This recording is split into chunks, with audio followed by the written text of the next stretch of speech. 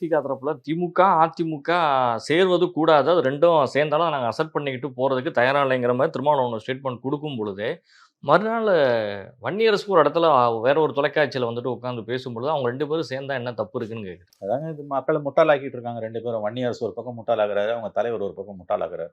பிரச்சனை என்னன்னா, இவர்கள் மக்கள் மன்றத்தில் இன்று துடை தெரியப்பட்டிருக்கிறார்கள். 80% மேலே இவங்களுடைய வாக்குகள் விஜய் கிட்ட போயிடுச்சு.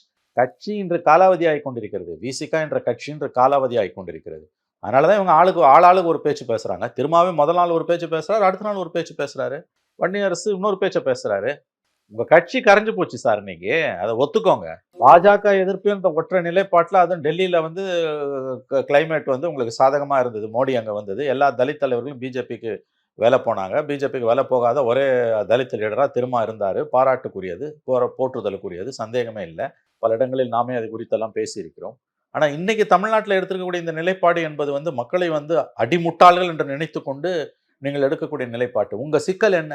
நீங்க மறைக்கலாம் முடியாது. உங்க வாக்கு வங்கியில 80% மேல விஜய் கிட்ட போயிடுச்சு. அதை ஜீரணிக்க முடியல.